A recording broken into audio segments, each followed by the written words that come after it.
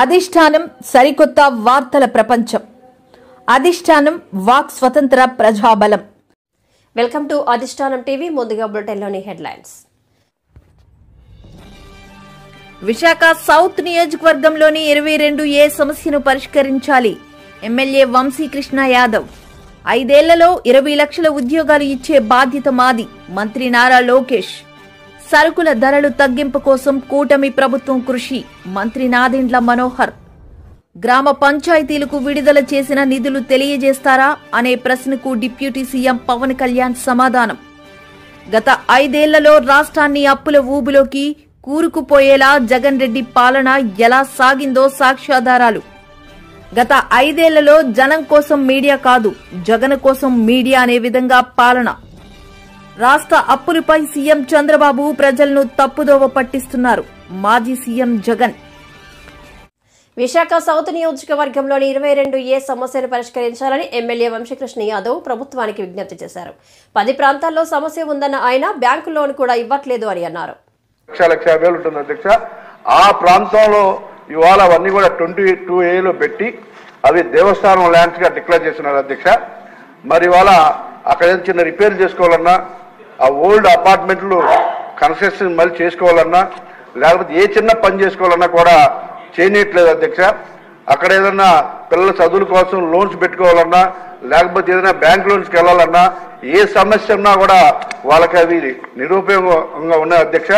దయచేసి మీరు ఈ సమస్య మీద మీకు కూడా ఒక అవగాహన ఉంది కాబట్టి ఈ సమస్య మీద ప్రధానంగా ఇది మేజర్ సమస్య అధ్యక్ష. ముఖ్యంగా ఇది వెంకటేశ్వర మెట్ట, అల్లిపురం, పూతివారి మాన్యం, ఎల్లమ్మ తోట, జగదాంబ, మహారాణిపేట, దేవపాలెం, జెండా చెట్టు, చెంగల్రావుపేట, ఇంకా వక్స్ బోర్డుకు సంబంధించి అంగడిదిబ్బ, పితాన్ దిబ్బలో కూడా ఈ ల్యాండ్ సమస్యలు ఉన్నాయి అధ్యక్ష. ఇవన్నీ కూడా మీరు దయచేసి మంచి మనసుతో ఆలోచించి దీని మీద ఒక మంచి నిర్ణయం తీసుకోవాలని మంత్రి గారికి, అలాగే మా ఉప ముఖ్యమంత్రి గారికి, సీఎం గారికి కూడా రిక్వెస్ట్ చేస్తున్నాం అధ్యక్ష. ఇకపోతే అక్కడ ఈ సమస్యను గతంలో కూడా అధికారులకు తీసుకెళ్లారు అధ్యక్ష. మరి ఇది వక్స్ బోర్డు సమస్య అలా అంటే దేవాదాయ శాఖలో ఇది కొంచెం చట్టాలు చేయడం కష్టంగా ఉందన్నారు అధ్యక్ష. మనం కూడా దేవుని దగ్గరికి వెళ్ళి ప్రజలు బాగుండాలి, మనం బాగుండాలి అనుకుంటాం కదా. ప్రజల కంటే కూడా ఇది కాదు కదా అధ్యక్ష. దేవుడు కూడా ప్రజలు బాగుండాలని కోరుకుంటారు కాబట్టి దయచేసి మంచి మనసుతో మీరు ఈ సమస్యను తీర్చాలని చెప్పేసి మీ ద్వారా ముఖ్యమంత్రి గారి దృష్టికి, మంత్రి గారి దృష్టికి తీసుకెళ్తారు అధ్యక్ష. ఇకపోతే దాదాపుగా ఈ నియోజకవర్గంలోనే 19 ఎకరాలు ఉంది అధ్యక్ష. 19 ఎకరాలు అంటే మీకు ఆ ఓల్డ్ సిటీ గురించి తెలిసే అధ్యక్ష. దాదాపు 1,50,000 మంది ఈ సమస్యతో సఫర్ అవుతున్నారు అధ్యక్ష. దయచేసి మీరు ఈ సమస్యని ముఖ్యమంత్రి గారి దృష్టి తీసుకెళ్ళి కొంచెం సీరియస్ గా తీసుకొని మంత్రి గారు దీని మీద ఒక కమిటీలాగా వేసి ఇమ్మీడియట్ గా విశాఖపట్నం ప్రజలకి విముక్తి కలిగించాలని చెప్పేసి ఈ సమస్య నుంచి మీ ద్వారా మంత్రి గారిని కోరుకున్న అధ్యక్ష. 5 ఏళ్లలో 20 లక్షల ఉద్యోగాలు ఇచ్చే బాధ్యత మాది. వచ్చిన 20 రోజుల్లోనే 16,000 పోస్టులతో మెగా డిఎస్సీ ఇచ్చాం. విద్యా కానుకతో గత ప్రభుత్వం చేసిన కుంభకోణంపై విచారణ చేపడతాం. స్కూల్ బ్యాగులపై, పుస్తకాలపై, బెల్టుల పైన వైసీపీ రంగులు అవసరం లేదు. ఇవన్నీ పిల్లలకు ఇన్స్పిరేషన్ గా ఉండేలా డిజైన్ చేస్తాం. మంత్రి నారా లోకేష్. జనరల్ గా ఆగస్ట్ మాసం అంటే వచ్చే సంవత్సరానికి ఈ ఆగస్టులో ఈ procurement and supply of school kits మొదలవుతుంది అధ్యక్ష. ప్రధానంగా ఏంటంటే ఏ స్కూల్లో ఎంతమంది విద్యార్థులు ఉన్నారు, గ్రోత్ ఉంటుందా లేదా అనేది 4th వీక్ ఆఫ్ ఆగస్ట్ మనం అనుకుంటాం. దాని తర్వాత అడ్మినిస్ట్రేషన్ శాంక్షన్స్ అన్ని చేసి అక్టోబర్లో టెండర్ ఫ్లోట్ చేస్తాం. దాని తర్వాత నెగోసియేషన్స్ అంతా చేసి వర్క్ ఆర్డర్స్ జనవరిలో ఇష్యూ చేసి మన పిల్లలు విద్యార్థులు స్కూల్కి వెళ్ళే సమయానికి కిట్స్ రెడీగా పెడతారు. That is the process. అంటే గత ప్రభుత్వానికి చాలా సమయం ఉంది. కానీ గత ప్రభుత్వం ఏం చేసిందంటే 24, 25 వచ్చేగల ఏకపక్షంగా బిజినెస్ రూల్స్ పాటించకుండా, ఎలాంటి ఫైనాన్స్ కంకరెన్స్ లేకుండా ఆర్డర్స్ జారీ చేసింది. ఇది వాస్తవం నాకు తెలియలేదు అధ్యక్ష, ఈరోజు తెలుసుకున్నాను. పెద్దలు ప్రశ్న వేశారనుక వాస్తవం ఇది ఈరోజు బయటకు వచ్చింది. తర్వాత నేను లోపలికి వెళ్తే 1,530 రూపాయలు పర్ స్టూడెంట్ ఖర్చు పెట్టేది ఎందుకు 2,702 రూపాయలు అయిందంటే అధికారుల దగ్గర నుంచి సరైన సమాధానం అంటే నేనైతే ఆ సమాధానం సంతృప్తి చెందలేదు. అది మ్యాటర్ ఆఫ్ ఫ్యాక్ట్. దాంట్లో భాగంగా షూస్కి వచ్చేగల సైజ్ మిస్ మ్యాచ్ అనేది ఉంది అధ్యక్ష. జనరల్గా పిల్లలు పెరిగే వయసు కనుక కొంచెం మిస్ మ్యాచ్లు ఉంటే కాదని నేను అనట్లేదు. అదే స్కూల్లో కానివ్వండి, మండల్ స్థాయిలో, జిల్లా స్థాయిలో రీప్లేస్మెంట్ ఆప్షన్ ఇచ్చాం. సో ఆ ప్రాబ్లం లేకుండా చేస్తాం. బ్యాగ్స్కి వచ్చి నాణ్యత లేదనేది పెద్దలు చెప్పారు, అది ఫీల్డ్లో కూడా కంపడింది. చాలా ఆర్టికల్స్ కూడా దీనిపైన వచ్చినాయి. దాంట్లో 2 విషయాలు. ఒకటి, గత ప్రభుత్వ అనాలోచన వల్ల బైలింగ్వల్ టెక్స్ట్ బుక్స్ అని ఇంగ్లీష్ మీడియం అన్నారు, అలానే ఇంగ్లీష్ మీడియం కమిట్ అవ్వలేదు అధ్యక్ష.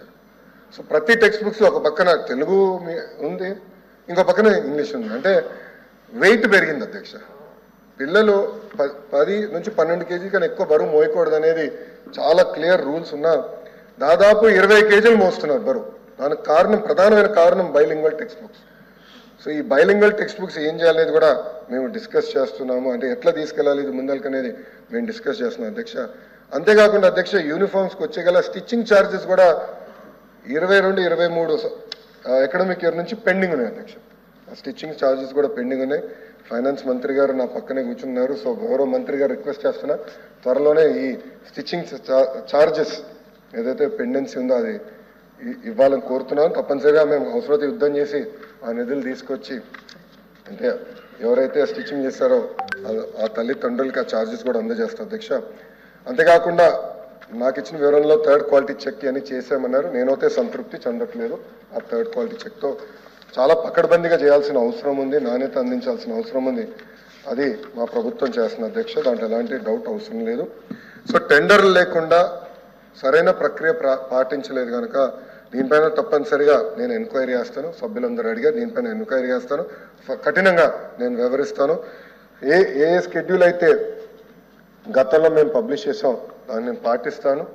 మళ్ళీ అధ్యక్ష, దీనికి అధికారంలోకి వచ్చిన రోజు నుండి రాష్ట్రంలో నిత్యావసర సరుకుల ధరలు తగ్గింపు కోసం కూటమి ప్రభుత్వం కృషి చేస్తుంది. దాదాపు 18 రకాల నిత్యావసర సరుకుల ధరలను నిత్యం పర్యవేక్షిస్తూ బియ్యం, కందిపప్పు వంటి సరుకులను తక్కువ ధరలకు విక్రయించేందుకు రాష్ట్ర వ్యాప్తంగా ప్రత్యేక కౌంటర్లు ఏర్పాటు చేయడం జరిగింది. మంత్రి నాదెండ్ల మనోహర్. నమస్కారం అధ్యక్ష. మా సివిల్ సప్లైస్ డిపార్ట్మెంట్ నుంచి ప్రతిరోజు ఒక డైలీ ట్రెండ్ మేము ఫాలో అవుతాం అధ్యక్ష. ఏ విధంగా సరుకుల ధరలు మేము పర్యవేక్షించి అనేక ప్రాంతాల్లో ధరలు ఏ విధంగా ఉన్నాయో దానిపైన స్పష్టమైన అవగాహన వచ్చే విధంగా మేము 18 సరుకులని ప్రతిరోజు కూడా 77 రెవెన్యూ డివిజన్ల నుంచి, ప్రతి రెవెన్యూ డివిజన్లో ఆ మండల హెడ్ క్వార్టర్ నుంచి దాదాపు 154 సెంటర్ల నుంచి మేము ఈ సమాచారం సేకరిస్తూనే ఉంటాం అధ్యక్ష. ఎకనామిక్స్ అండ్ స్టాటిస్టిక్స్ డిపార్ట్మెంట్ దీనికి సహకరిస్తుంది. కూరగాయల విషయంలో మార్కెటింగ్ శాఖ కూడా ప్రతిరోజు ఈ ధరల గురించి సేకరిస్తూ ఉంటారు అధ్యక్ష. దీంతో పాటు కేంద్ర ప్రభుత్వం కూడా ఒక యాప్ డిజైన్ చేశారు అధ్యక్ష. అది మన రాష్ట్రంలో 5 ప్రాంతాల్లో, విజయవాడ, విశాఖపట్నం, తిరుపతి, కర్నూలు, జమ్మలమడుగు, ఈ 5 ప్రాంతాల్లో కూడా ఈ యాప్ ఉపయోగించి సమాచారాన్ని ప్రతిరోజు కూడా కేంద్ర ప్రభుత్వం ఏర్పాటు చేసిన పోర్టల్లో అప్లోడ్ చేస్తూ ఉంటాం అధ్యక్ష.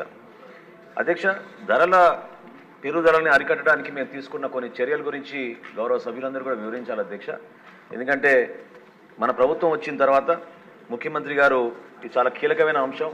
దీని గురించి మార్కెటింగ్ శాఖ మరియు సివిల్ సప్లై శాఖ ఇద్దరు కూడా కూర్చుని మాట్లాడి రాష్ట్రంలో వినియోగదారులకి ఇబ్బంది కలగకుండా మనం వెసులుబాటు కల్పించాలని ఆయన ఆదేశాల మేరకు జూలై 8వ తారీఖున ఒక మీటింగ్ ఏర్పాటు చేశాం అధ్యక్ష.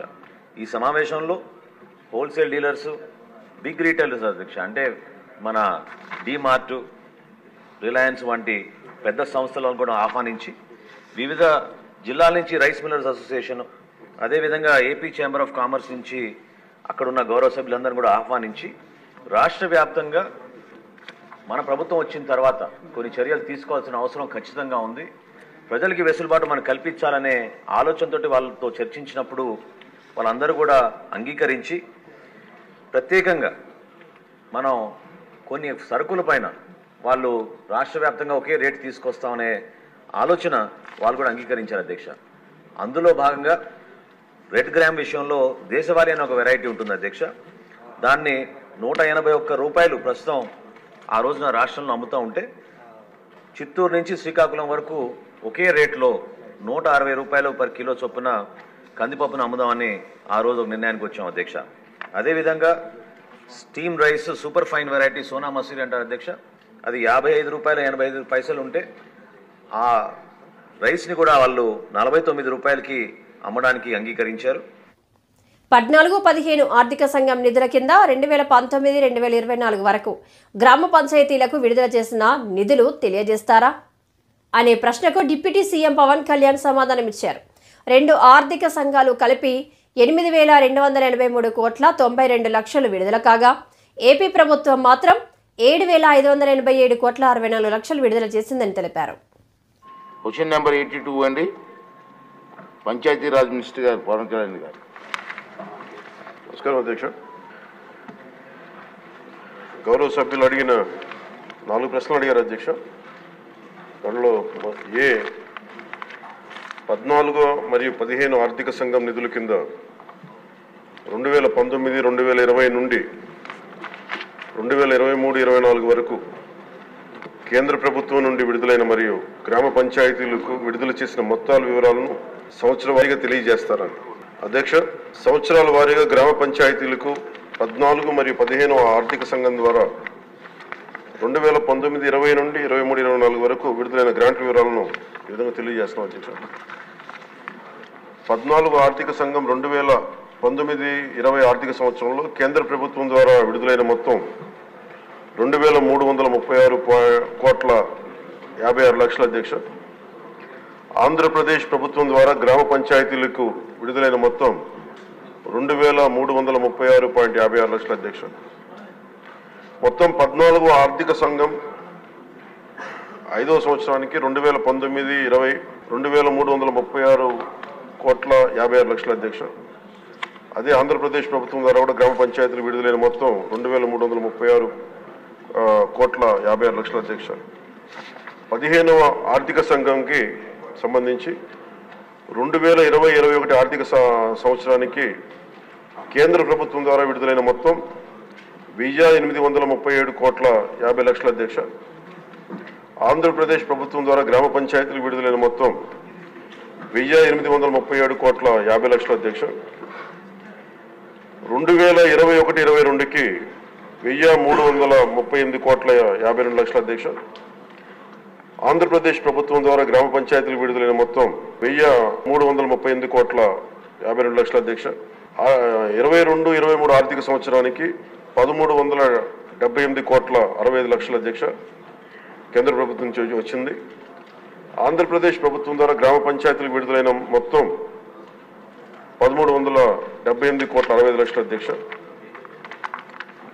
23-24 ఆర్థిక సంవత్సరానికి సంబంధించి కేంద్ర ప్రభుత్వం ద్వారా విడుదలైన మొత్తం 1,392 కోట్ల 69 లక్షల అధ్యక్ష. ఆంధ్రప్రదేశ్ ప్రభుత్వం ద్వారా గ్రామ పంచాయతీలు విడుదలైన మొత్తం 696 కోట్ల 41 లక్షల అధ్యక్ష. మొత్తం 15 ఆర్థిక సంవత్సరానికి సంబంధించి 5,947.30 కోట్ల 36 లక్షలు విడుదల చేసింది అధ్యక్ష. ఆంధ్రప్రదేశ్ ప్రభుత్వం ద్వారా గ్రామ పంచాయతీలకి విడుదలైన మొత్తం 5,251 కోట్ల 8 లక్షల అధ్యక్ష. ఈ 14 మరియు 15 ఆర్థిక సంఘం వెరసి మొత్తం 8,283 కోట్ల 92 లక్షలు విడుదల చేశారు అధ్యక్ష. ఆంధ్రప్రదేశ్ ప్రభుత్వం మటుకు 7,587 కోట్ల 64 లక్షలు విడుదల చేశారు అధ్యక్ష గ్రామ పంచాయతీలకి. కేంద్ర ప్రభుత్వం ద్వారా విడుదలైన మొత్తంలో ఇంకా 696 కోట్ల 28 లక్షలు ఆంధ్రప్రదేశ్ ప్రభుత్వం ద్వారా గ్రామ పంచాయతీలకి ఇంకా విడుదల కావాల్సింది అధ్యక్ష. ఈ రెండో ప్రశ్నకు అధ్యక్ష, నిధుల నిలిపివేత కారణంగా గ్రామ పంచాయతీలకు ఎదుర్కొంటున్న ఇబ్బందుల విషయాన్ని ప్రభుత్వం గుర్తించిందని గౌరవ సభ్యులు అడిగారు అధ్యక్ష. గుర్తించాం అధ్యక్ష. సకాలంలో నిధులను విడుదల చేయనందున ప్రభుత్వం ఈ కింద సమస్యలను గుర్తించింది. 1, గ్రామాల్లో పారిశుద్ధ్యం సరిగ్గా లేకపోవడం, పారిశుద్ధ్య కార్మికులకు నెలవారీ. గత 5 ఏళ్లలో రాష్ట్రాన్ని అప్పుల ఊబిలోకి కూరుకుపోయేలా జగన్ రెడ్డి పాలన ఎలా సాగిందో సాక్ష్యాధారాలు గణాంకాలు చూపించిన ముఖ్యమంత్రి 5 ఏళ్లలో జగన్ రెడ్డి ఆర్థిక విధ్వంసానికి ఒక ఉదాహరణ. 33 సంస్థల నుంచి వాళ్ళు దాచుకున్న డబ్బులు రూపాయి లేకుండా మొత్తం లాగేశారు. ఇక్కడ మీరు చూస్తే ఒక ఐడియా వస్తుంది ఏ విధంగా ఒక డెట్ ట్రాప్, ఒక విషియస్ సర్కిల్ ఫైనాన్స్లో మనం మొత్తం క్రైసిస్లో పడ్డామో ఇది ఒక ఉదాహరణ. హై డెట్ సర్వీసింగ్, 9,74,000కి రాను రాను వడ్డీ కూడా పెంచారు. ఎప్పుడు కూడా బ్యాంక్స్లన్నీ మీరు గుర్తుపెట్టుకోవాలి, క్రెడిబిలిటీ ఉంటే, రేటింగ్ బాగుంటే వడ్డీ తక్కువ ఉంటుంది. ఎవరైనా అప్పులు అడిగిన వాళ్ళు అట్నే ఉంటారు. తిరిగి ఇస్తారని నమ్మకం ఉంటే వడ్డీ తక్కువ ఇస్తారు, ఎందుకంటే సేఫ్ కాబట్టి. నువ్వు తిరిగి పే చేయలేవనే అనుమానం వస్తే వడ్డీ పెంచుకుంటా పోతారు. అదే ఇక్కడ జరిగింది. ఓ దగ్గర 2%, 3%, 4% హై ఇంట్రెస్ట్ రేట్లు వచ్చాయి. ఆ విధంగా మనకు అప్పులు కట్టడం, వడ్డీ కట్టడం చాలా సమస్యగా తయారవుతుంది. ఇంకొక పక్కన డిక్రీజ్ ఇన్ క్యాపిటల్ ఎక్స్పెండిచర్ తగ్గింది, బాగా ఖర్చులు తగ్గాయి. దీనివల్ల ప్రొడక్టివ్ ఎక్స్పెండిచర్ ఇన్వెస్ట్మెంట్లు పెట్టలేకపోయారు. దీంతో ఆదాయం తగ్గిపోయింది. మళ్ళా హైయర్ ట్యాక్సెస్కి వెళ్ళారు, మోర్ బారోయింగ్స్కి వెళ్ళారు. దానివల్ల మళ్ళా ఈ సైక్లింగ్గా పెరిగింది, కానీ క్రైసిస్ పెరిగింది, కానీ సమస్య పరిష్కారం కాలేదు. దీనివల్ల మళ్ళా ఫండ్స్ డైవర్ట్ చేశారు, ఆస్తులు తాకట్టు పెట్టారు. కడాన సెంట్రల్ స్పాన్సర్డ్ స్కీమ్స్ ఏవైతే ఉన్నాయో, మనం 30% పెడితే గవర్నమెంట్ 70% ఇస్తుంది. మనం 40% పెడితే వాళ్ళు 60% ఇస్తారు. మనం 40% ఇవ్వలేక, 30% ఇవ్వలేక, 10% ఇవ్వలేక వచ్చిన డబ్బులు డైవర్ట్ చేసి కడాన డబ్బులు కూడా వాళ్ళు ఇవ్వకుండా బ్లాక్ లిస్ట్లో పెట్టే పరిస్థితికి వచ్చారు. అది ఒక హౌసింగ్ తీసుకోవచ్చు, ఒక ఎస్సీ కార్పొరేషన్ తీసుకోవచ్చు, ఏదైనా సరే అన్నిట్లో ఇదే జరిగే పరిస్థితికి వచ్చింది. అందుకే అక్కడ ఫిస్కల్ పారామీటర్స్ మీకు కొన్ని పెట్టారు, ఎకనామిక్ ఇండికేటర్స్. ఎలక్ట్రిసిటీ డ్యూటీ మనం ఉన్నప్పుడు 6 పైసలు వేసి, తెలుగుదేశం ఉన్నప్పుడు 6 పైసలు వేసింది, ఇప్పుడు రూపాయి చేశారు. ఆ రూపాయి కూడా ఆ రోజు 6 పైసలు ఎలక్ట్రిసిటీ బోర్డే తీసుకున్నారు. వీళ్ళు వచ్చిన తర్వాత రూపాయి ఎలక్ట్రిసిటీ డ్యూటీ వేసి గవర్నమెంట్ లాగా వేసుకునే పరిస్థితికి వచ్చారు. దానివల్ల ఇంకా క్రైసిస్ పెరిగే పరిస్థితికి వచ్చింది. వాటర్ టారిఫ్ కేఎల్ ఆ రోజు 40 రూపాయలు ఉంటే ఈరోజు 120 రూపాయలు పెరిగింది. ఇంకో పక్క శాండ్ ఫ్రీ ఉంటే 475, ఆర్టీసీ బస్ రేట్లు 0.6 నుంచి 2.6 ఉంటే 0.8, 2.7. ఫిస్కల్ డెఫిషిట్ 35,000 రూపాయలు ఉంటే ఇప్పుడు 60,000 రూపాయలు, 60,000. అదే డెట్ టు జిఎస్టిపి రేషియో 44% ఉంటే 53%. ఇన్ఫ్లేషన్ 4.5 నుంచి 6.2. పర్ క్యాపిటా డెట్ 74,790 ఉంటే ఇప్పుడు 1,44,336. Per capita income. గత 5 ఏళ్లలో జనం కోసం మీడియా కాదు, జగన్ కోసం మీడియా అనే విధంగా సొంత పేపర్కి నీలి మీడియా, కూలీ మీడియాకి 100 కోట్లు దోచిపెట్టాడు. పేపర్లో, మీడియాలోనే కాదు, పేటీఎం కూలీలని, సాక్షి జీతగాళ్లని డిజిటల్ కార్పొరేషన్లో పెట్టి దోచుకున్నారు అని ఎమ్మెల్యే అన్నారు. ప్రజాస్వామ్యంలో మీడియా అనేది 4th ఎస్టేట్గా చెప్పుకుంటాం అధ్యక్ష. అటువంటిది మన రాష్ట్రంలో జనం కోసం మీడియా కాదు, జగన్ కోసం మీడియా అన్నట్టుగా వ్యవహరించారు అధ్యక్ష 5 ఏళ్లు. ముఖ్యంగా వాళ్ళ తండ్రి అధికారాన్ని అడ్డం పెట్టుకొని క్విట్ ప్రో కో ద్వారా వేల కోట్లు సంపాదించిన జగన్మోహన్ రెడ్డి ఆ రోజు ఎక్కడా రూపాయి పెట్టుబడి, రుణం లేకుండా 1,250 కోట్లు పెట్టుకొని ఒక మీడియా సామ్రాజ్యాన్ని ఏర్పాటు చేశాడు అధ్యక్ష. అదే సాక్షి మీడియా, అందరికీ తెలుసు అధ్యక్ష. ఆ సాక్షి మీడియా ద్వారా అధికారంలోకి వచ్చినాక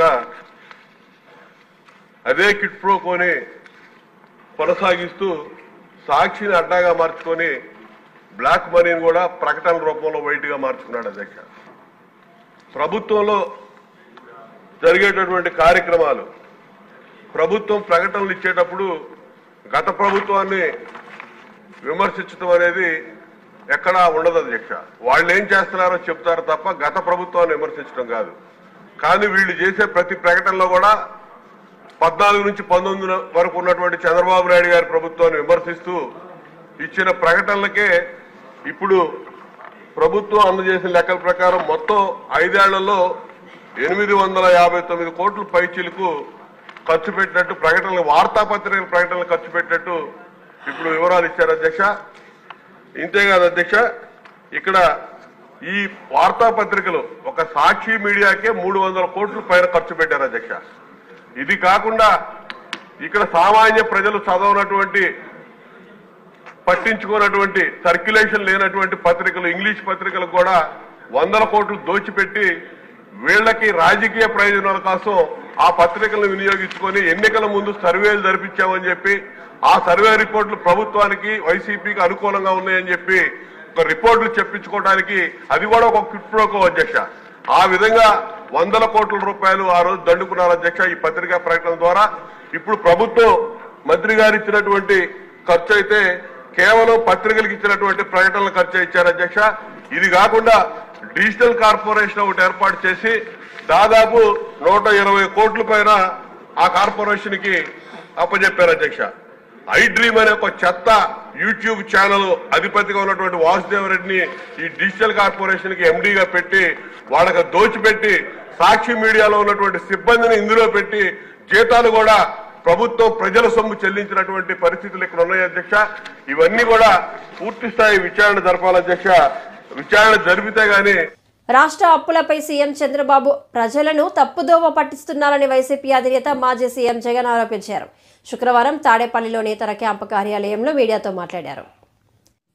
ఈరోజు మొట్టమొదటిసారిగా ఈ మధ్యకాలంలో చంద్రబాబు నాయుడు గారు ఈ మోడస్ ఆపరాండాను ఇంప్లిమెంట్ చేస్తూ ఈ మధ్యకాలంలో తాను మొదటి స్టోరీ ఈ మధ్యకాలంలో మనందరికీ కూడా బాగా పరిచయం చేసిన స్టోరీ. రాష్ట్రం ఆర్థికంగా ధ్వంసం అయిపోతా ఉంది అన్న స్టోరీ. అందుకనే నేను రెగ్యులర్ బడ్జెట్ కూడా ప్రవేశపెట్టలేకపోతా ఉన్నాను. రాష్ట్రం ఆర్థికంగా ధ్వంసమైపోయిన పరిస్థితిలో ఉంది అని కూడా చెప్పుకొచ్చే కార్యక్రమం జరుగుతూ ఉంది. ఇవన్నీ కూడా మనం చూస్తూనే ఉన్నాం. ఈ మాదిరిగా నిజంగా రాష్ట్రం ఆర్థికంగా ధ్వంసం నిజంగానే అయిపోతా ఉందా, అయ్యిందా అని ఒక్కసారి గమనిద్దాం. ఒకసారి నిజంగా మనం కూడా వాస్తవాలు కూడా ఒకసారి మన ద్వారా, ఎందుకనంటే ఇవన్నీ కూడా ఏమిటంటే సమస్య ఏంటంటే ఇవన్నీ కూడా ప్రజలకు తెలియాల్సిన అవసరం ఉంది, ప్రజలు ఆలోచన చేయాల్సిన అవసరం ఉంది. మరీ ముఖ్యంగా బాధ్యత కలిగిన విలేకరులుగా ఉన్న మీరు, బాధ్యత కలిగిన మీడియా హౌసెస్గా ఉన్న మీరు ప్రజల దగ్గరికి తీసుకొని పోవాల్సిన వాస్తవాలు కూడా ఇవన్నీ. నిజంగా ఒకసారి గమనిస్తే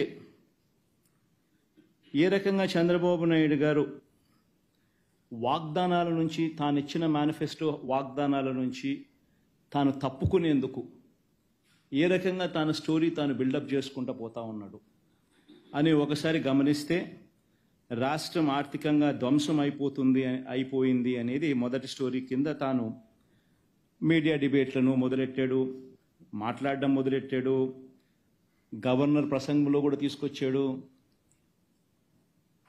ఇవన్నీ కూడా మొదలెట్టాడు. ఒక్కసారి గమనిద్దాం. ఒకసారి ఎన్నికల దగ్గర నుంచి చంద్రబాబు నాయుడు గారు ఇంతకుముందు ఊదరగొడుతూ మాట్లాడుతున్న మాటలు ఏమిటి? చంద్రబాబు తన మీడియా ఇద్దరు కలిసి రాష్ట్రంలో అప్పులు 14 లక్షల కోట్ల రూపాయల అప్పులు అని చెప్పి ఫస్ట్ ఊదరగొట్టారు. మీకు అందరికీ గుర్తుండే ఉంటుంది. మొత్తం అప్పులు ఏకంగా 14 లక్షల కోట్లు ఉన్నట్టు విపరీతమైన ప్రచారం చేసుకుంటూ వచ్చారు. మొట్టమొదటగా ఒకవైపున 14 లక్షల కోట్ల అప్పులు ఉన్నాయని ఒకవైపున చెప్పుకుంటూనే, మరోవైపున